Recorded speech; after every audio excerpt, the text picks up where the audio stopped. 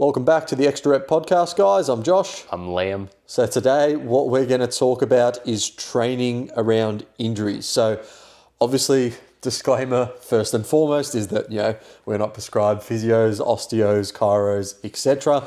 But there are a few things that we've probably learnt over our, combined nearly 20 years of training in terms of how to sort of navigate things and injuries and how to train around them. And I think, they're inevitable at the start. If you're pushing yourself hard to the brink, of course, form is going to break down slightly. If that happens, then of course the increased chance of injury happens. But I think for you, what do you normally do when you start feeling like say a little niggle or something like that? So let's start there. What do you normally do?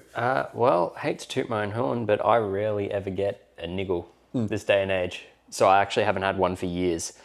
But if I was to do one or have one per se, I would still actually train that muscle. I would just reduce the volume. I'd up my protein intake. I'd definitely up my water intake because a lot of the times, dehydration can cause a lot of injuries for a lot of people with less blood flow to the muscle. I would actually increase heat as well, not cold. I would increase heat and I would increase a form of inflammation. Yeah, for sure. I think it's funny, straight away you almost went to, being your background, those sort of recovery protocols and how to sort of work around that, which I think is super important as well. For myself, when I notice little niggles, normally for most people, it will just generally come from your joint or your muscle has just exceeded the tolerance of, whatever that load is, for example. So you might get someone who, let's say they're really tight hips, right?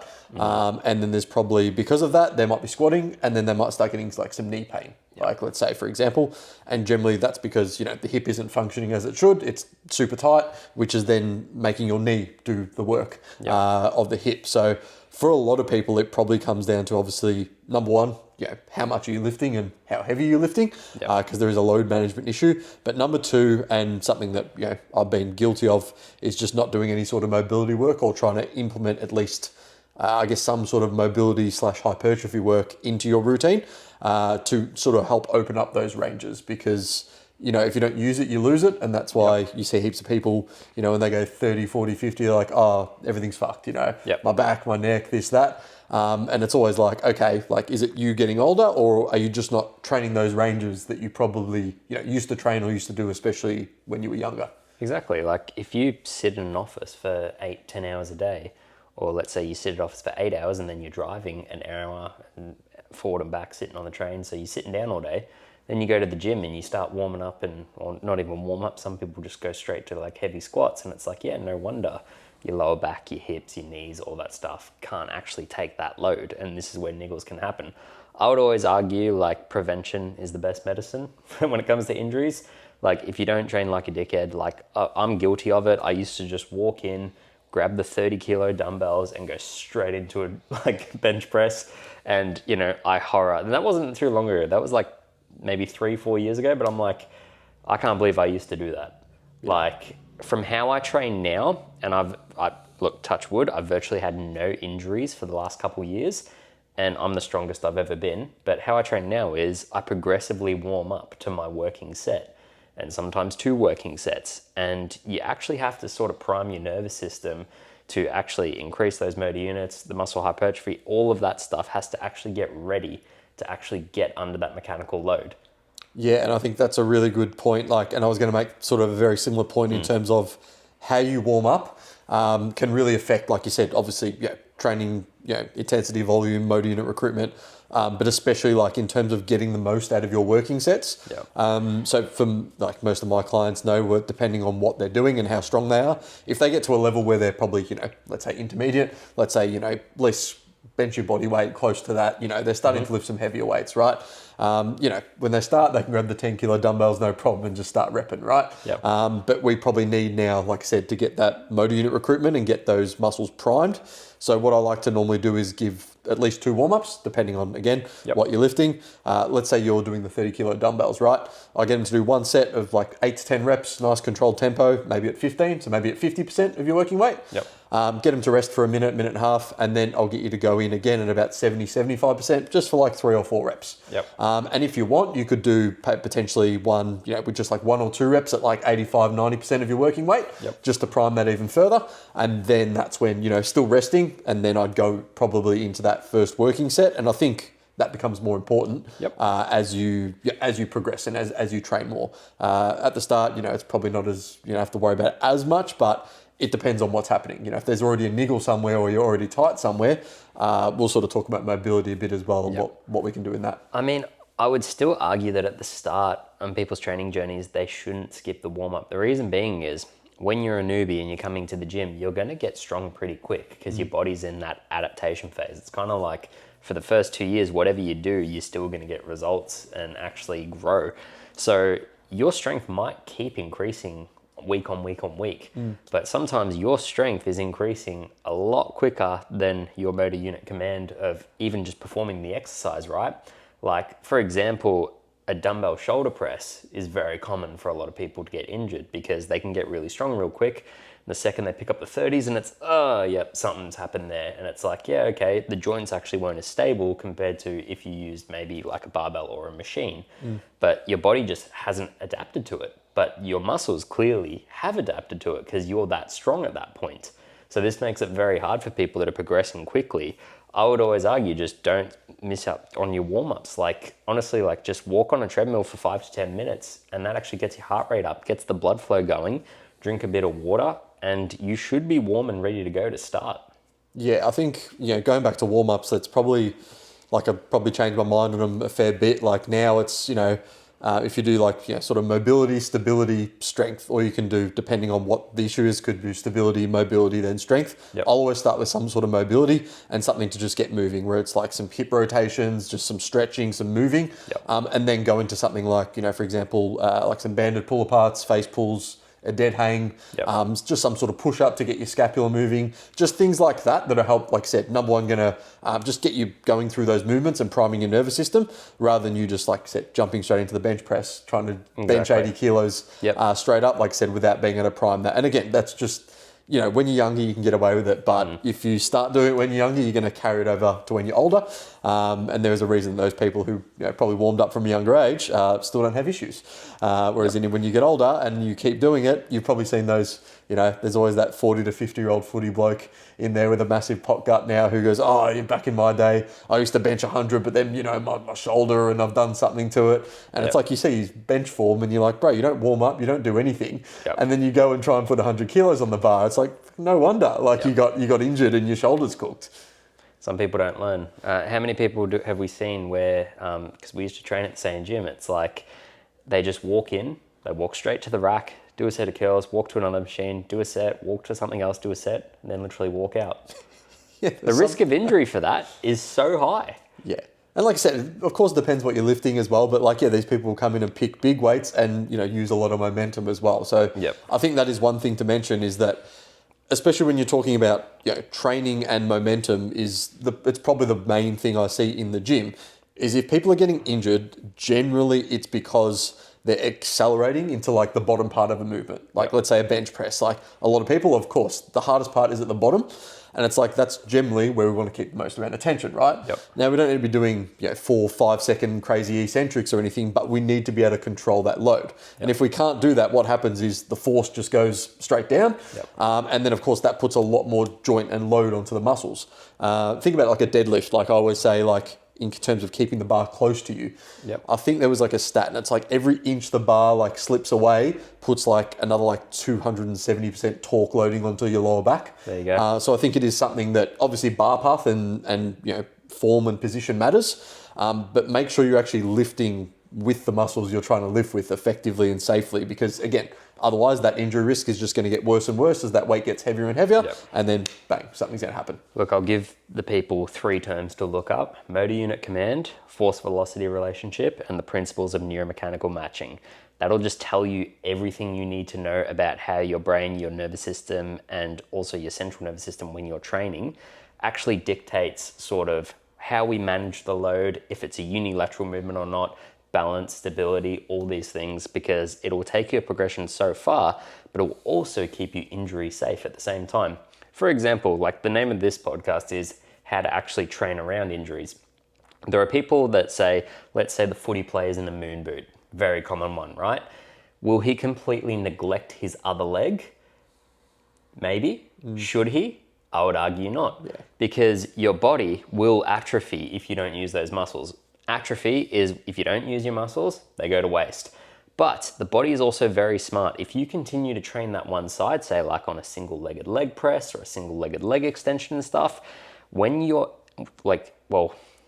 actually getting back to full 100% on, say, the left leg, when you're out of the moon boot, you will increase sort of that muscle memory, that neuromechanical matching, all those principles that I mentioned before, and actually get straight back to that size or that strength a lot quicker than if you let that other leg atrophy. Yeah, for sure. And I think that's, people will, they have a niggle or they have an injury and they go, I can't train. Yeah. And Worst idea. Yeah, I think the number one thing I always say with clients is, I'll get a couple little freak out, like this has happened, that's happened. The first thing I say is, that's all right, we'll modify the program, we'll keep training. Exactly. And that's not because I'm like, I want to come in and take your money, keep doing your sessions. That's generally because it's probably going to be the best thing for the injury if you've injured one side to still work on the other side. And I think, like you mentioned before, adding, especially when it comes to programming, adding in some sort of unilateral work, whether that's one arm, one leg, etc.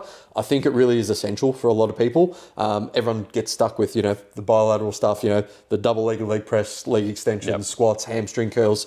But if you train these sides independently, as humans, we're normally not fully symmetrical. So we know we're probably going to have, compensation patterns. And of course, if they get worse and worse and worse, one side gets weaker, one side gets stronger, eventually, like I said, that's going to lead to injury again. So I think that's something to think when you have a weaker side. I always like to start training the weaker side and then match it with the stronger side. If it's really, really weak, then I do that side, match it, and then do that again. And I'd do that for a period of 4 to 8 weeks and see sort of where the strength difference lies after that, because of course you can't go the other way. Definitely. I mean, a hack for people is when you train unilaterally, you actually increase more motor units from doing that. So if you want more muscle growth, start training single arm exercises, single leg exercises. Like, you'd be surprised how far you can progress. But the only thing with a lot of people is it's boring. And it takes time, right? It takes a lot of time. It takes double the time. It takes time to warm up. Then you got to rest and all that. And same as a warm-up, right? Warm-ups take time. Some people, the last thing they want to do is they have had the 10-hour day at work. They want to walk in the gym and they just want to get to it and then get home. They don't want to warm up for 10 minutes. They don't want to do some dynamic arm swings. They don't want to do some thoracic ball extensions. Like, all the things that will really help them and prevent injury, they skip it. And, if you've spoken to, say, like nurses, doctors, physios, myotherapists and everything, they'll be like, hey, I gave this patient a rehab program 12 years ago. And they just don't do it. Like, it's like, hey, I gave you this small resistance band and you got your set of 30 to do one side and the other side and everything. And what's the most common thing?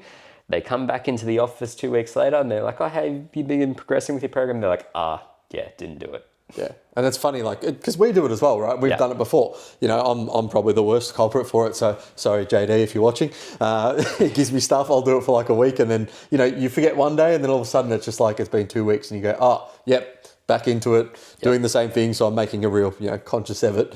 But I think it was interesting you mentioned back to going unilateral, which actually gets you stronger. It's a really good thing that I use with a lot of my clients will be, say I'm on a leg extension, right? And I just can't get any heavier. I've maxed out my leg extension. I would then put in a period, maybe 6 to 8 weeks of single leg, unilateral leg extension, and then go back into, the double leg extension. And you'll find after a couple of weeks, you'll probably break through that plateau again. So it is a really, really good way, if you find you're in a plateau, to potentially go to a single arm or single leg. Again, for example, probably wouldn't work as well on a dumbbell bench press, for example, because the stability demand is much different.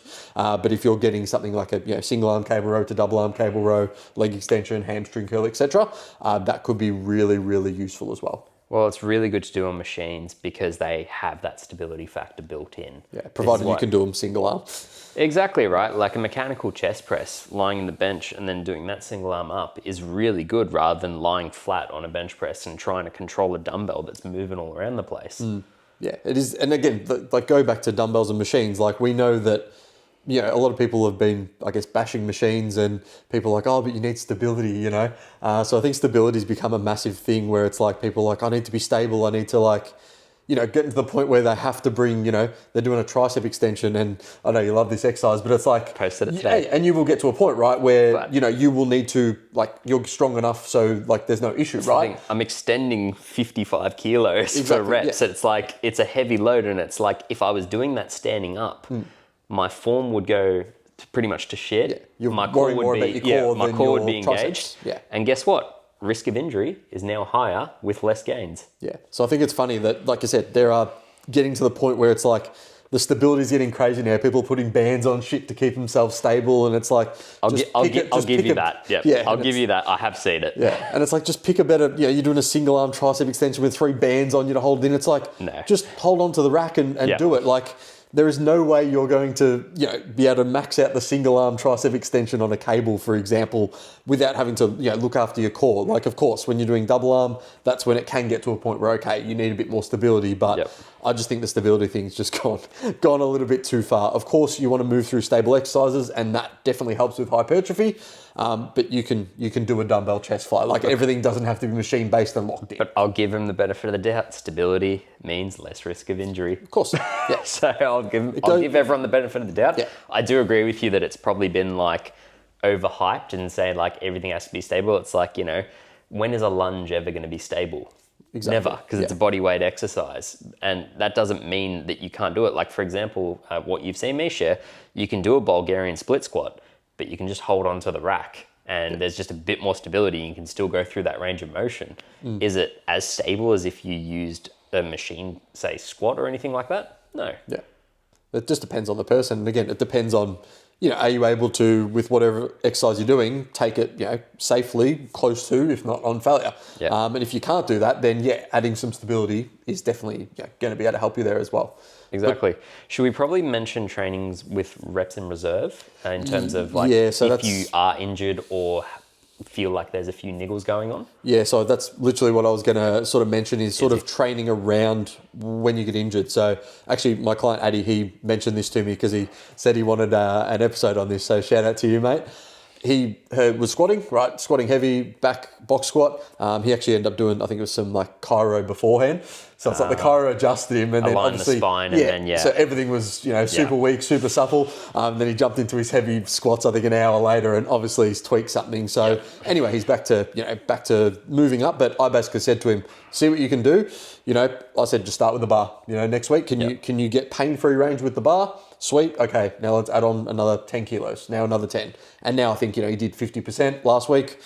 Sunday, I think it is, he's going to do 75, see how he goes. So it's just about trying to progress, I guess, as quickly as possible to get back to that. And then again, like you talked about, you can just reduce the reps in reserve. You can reduce the volume. If you're doing 4 sets of squats, cut it to 2, do an extra warm up, something like that. That's just going to help manage the load. And then week on week, you can start bringing that back to where you were. And you'll probably find most of the time, you know, that niggle just gets worse and worse. And again, the more you move as well, that helps. I think a lot of people, like, they'll do something to their back, right? Yeah. And they'll crap themselves and go, oh, I can't move, like it's sore. Whereas in any good physio I've ever gone to is like, I want you to try and move that as much as possible. And I'll be like, it hurts. And they're like, yep, just don't go crazy. But every day I'll just want another inch of range, another inch of range. And then again, that compounds, it teaches the body that it's safe to get back to that range. And then you can start building again stability and strength in that range, and obviously figure out why has the injury happened. You know, there's going to be 100 different reasons. You know, is it an issue with stability? Is it an issue with strength? Is it an issue with your form?